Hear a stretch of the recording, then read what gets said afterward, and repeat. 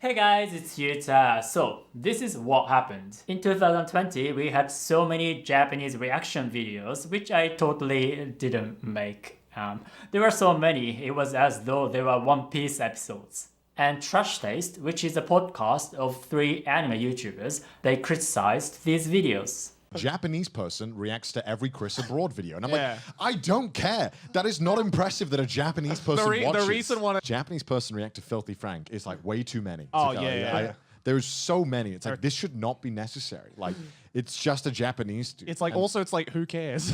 It's just a bunch of guys talking about random stuff casually, so there's nothing special about it. But then, something interesting happened. Some of these Japanese YouTubers made videos reacting to Trash Taste, reacting to them, reacting to other YouTubers. And they seemed to be pretty offended. They said things like, oh, Trash Taste is disrespectful and hurting other people's feelings, which I find pretty interesting. And I'm not gonna say their names for the reasons I will talk about later, which I think will also be interesting. But you may be wondering what I think of Trash Taste criticisms. Well, my reaction to Trash Taste reacting to Japanese YouTubers reacting to other YouTubers was understandable. I don't necessarily agree with Trash Taste, but there's no denying that there's too many Japanese reacting videos, especially to Filthy Frank, which again I totally never made. Reaction videos can be polarizing. Some people love them, other people hate them with passion. I also get comments from the opposite ends of the spectrum. Some people are like, this is awesome, please make more. And other people are like, I would humbly request you to stop making these videos. Just kidding, they're more like, how dare you, make one more reaction video and I will unsubscribe. Reaction videos are very serious videos. Anyway, I think reaction videos are alright. It's just light-hearted entertainment. Sometimes you wanna watch information-packed videos with high production values, but sometimes you just wanna watch something casual and unrefined where random people talk about random stuff they may or may not be familiar with because they can. You know, something like Trash Taste. So Trash Taste reaction videos, they're just fine. I could enjoy both. But what I found really interesting was how Japanese YouTubers responded to this and the words they used. They said things like disrespectful or hurt people's feelings, and I was like, that's not something I thought about. I mean, I don't find Trash Taste particularly disrespectful. They're not like super polite, but it's just like a normal conversation between friends, bantering and sharing opinions. Disrespectful would be something like not listening to their guests, I guess, or acting like Gintoki in front of a government agent. Did they hurt somebody's feelings? Apparently they did, but that's a pretty weak criticism. I can just say I don't like anime you like and that could hurt your feelings. But should I not do that? I don't think so, as long as you're not hurting people's feelings for the sake of hurting their feelings on purpose. I think it's fine. Of course, we have huge problems with cyberbullying and hateful comments, but that's not what they're doing here. They're just expressing their opinions and their taste.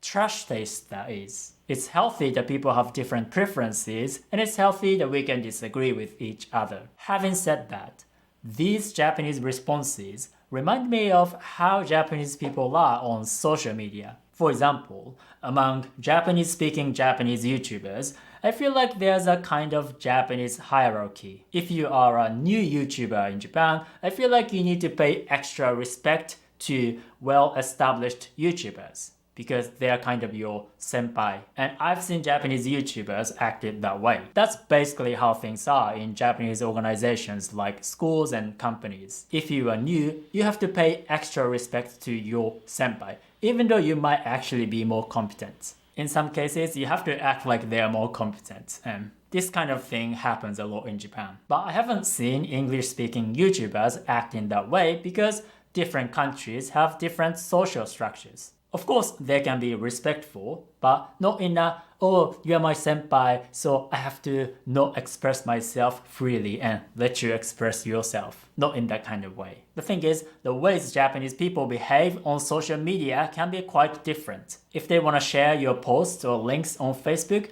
they might ask you for permission. Is it okay if I share your post? Or when they do share, they say something like, oh, excuse me for sharing, but I'm going to do it. I don't think I've seen my English-speaking friends do that. And there's this expression on Twitter, FF 外から失礼します, which means something like, excuse me for replying even though we don't follow each other. This is kind of weird for me, to be honest, because if you tweet something publicly, you should expect other people to reply to you. If you don't want that, you can always make your account private. But apparently, many Japanese people don't agree with me. Because Japanese people are so polite, when they reply to other people's tweets, they would say something like, excuse me for replying even though we don't follow each other, but I would like to say very respectfully that your tweet sucks big time and I hope you keep biting your lips when you eat your dinner.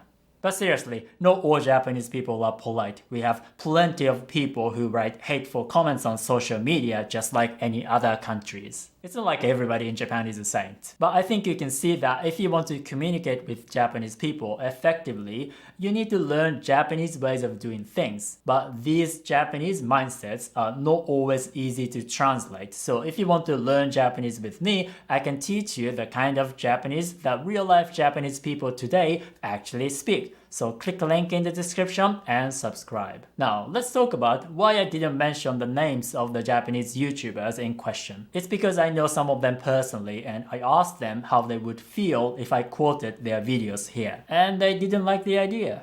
In my opinion, if you express your views on YouTube publicly, you should expect other people to probably disagree with you and quote some of your videos. But I also want to maintain harmonious relationships with other Japanese YouTubers, within reason of course. But they also said interesting things, so I'm going to share these. For example, they told me that maybe other Japanese YouTubers wouldn't like it if I mentioned their names and directly disagree with them as a fellow Japanese YouTuber. Do you see what's happening here? So they think that maybe they wouldn't like it and advise me to not to do it, even though from my perspective it's completely reasonable to disagree with something that somebody said publicly on YouTube. It's also interesting that they think it will be a problem if I disagreed with specific individuals rather than just stated my opinions in general. I've experienced this kind of thing many times in Japan where people try to avoid calling out individuals. Instead, they might say something like,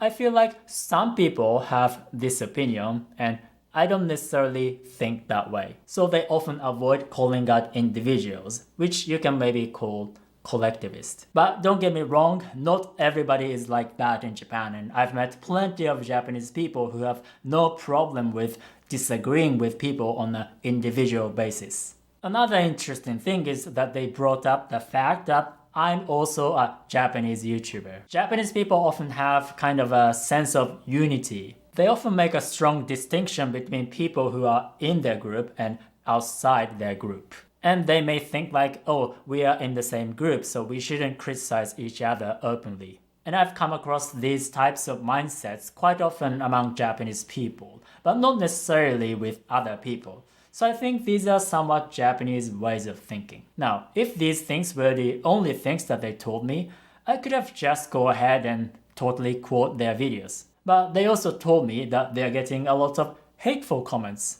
because of this. I just felt bad about it. I mean, we are literally just talking about reaction videos. This is not a serious topic. It's not like we're discussing complex political problems. It's not like we're having an intense debate about whether Sword Art Online sucks or not. Don't start that discussion here.